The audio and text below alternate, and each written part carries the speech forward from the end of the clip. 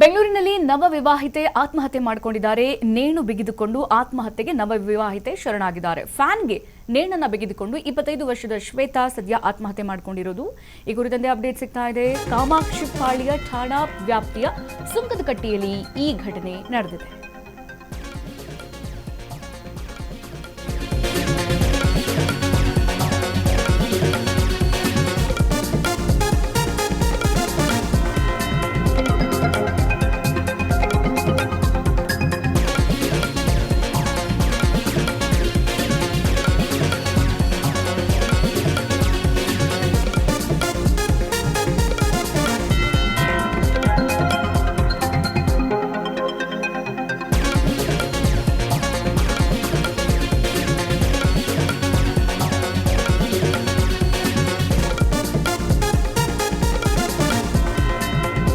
ಬೆಂಗಳೂರಿನಲ್ಲಿ ನವವಿವಾಹಿತೆ ಆತ್ಮಹತ್ಯೆಯನ್ನ ಮಾಡಿಕೊಂಡಿದ್ದಾರೆ.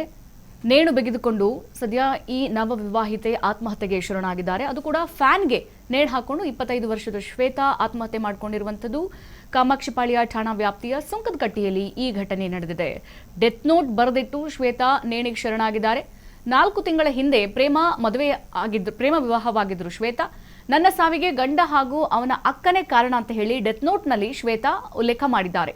ಖಾಸಗಿ ಶಾಲೆಯಲ್ಲಿ ಶ್ವೇತಾ ಶಿಕ್ಷಕಿಯಾಗಿ ಕೆಲಸ ಮಾಡ್ತಾ ಇದ್ರು.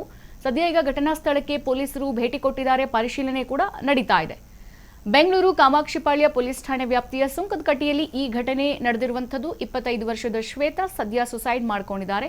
ಇನ್ನು ಈ ದುರ್ಘಟನೆಗೆ ಏನು ಸಂಬಂಧ ಅಂತ ನಾವು ನೋಡ್ತಾ ಹೋಗೋದಾದ್ರೆ, ಈಕೆಯ ಸಾವಿಗೆ ಆಕೆಯ ಗಂಡ ಮತ್ತೆ ಅಕ್ಕ ಕಾರಣ ಅಂತ ಹೇಳ್ಬಿಟ್ಟು ಡೆತ್ ನೋಟ್ನಲ್ಲಿ ಉಲ್ಲೇಖ ಮಾಡಿದ್ದಾರೆ. ಇವರು 4 ತಿಂಗಳ ಹಿಂದೆಯಷ್ಟೇ ಲವ್ ಮ್ಯಾರೇಜ್ ಆಗಿದ್ರು. ಜೊತೆಗೆ ಖಾಸಗಿ ಶಾಲೆಯಲ್ಲಿ ಶಿಕ್ಷಕಿಯಾಗಿ ಕೆಲಸ ಕೂಡ ಮಾಡ್ತಾ ಇದ್ರು.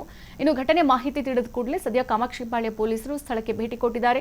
ಪರಿಶೀಲನೆ ಕೂಡ ನಡೆಸ್ತಾ ಇದ್ದಾರೆ. ಡೆತ್ ನೋಟ್ ಸೇರಿದಂತೆ ಪ್ರಕರಣಕ್ಕೆ ಸಂಬಂಧಿಸಿದ ಸಾಕ್ಷ್ಯಗಳನ್ನು ಕೂಡ ವಶಕ್ಕೆ ಪಡಿತಾ ಇದ್ದಾರೆ. ಹಾಗೆ ಇನ್ನು ಆತ್ಮಹತ್ಯೆಗೆ ನಿಖರ ಕಾರಣ ಏನು ಅನ್ನೋದು ಕೂಡ ಇನ್ನ ಗೊತ್ತಾಗಿಲ್ಲ. ಜಸ್ಟ್ ಡೆತ್ ನೋಟ್ ನಲ್ಲಿ ಬರೆದಿರೋದಷ್ಟೇ ಏನಂತ, ನನ್ನ ಗಂಡ ಮತ್ತೆ ಅಕ್ಕ ಕಾರಣ ಅಂತ ಹೇಳ್ಬಿಟ್ಟು ಅಷ್ಟೇ. ಇನ್ನು ಪ್ರಕರಣ ದಾಖಲಿಸಿಕೊಂಡಿರುವಂತಹ ಪೊಲೀಸರು ಸದ್ಯ ವಿವಿಧ ಆಯಾಮಗಳಲ್ಲಿ ತನಿಖೆಯನ್ನ ಮುಂದುವರೆಸಿದ್ದಾರೆ. ತನಿಖೆ ಬಳಿಕ ಹೆಚ್ಚಿನ ಮಾಹಿತಿ ಹೊರಬೀಳುವಂತಹ ನಿರೀಕ್ಷೆ ಇದೆ.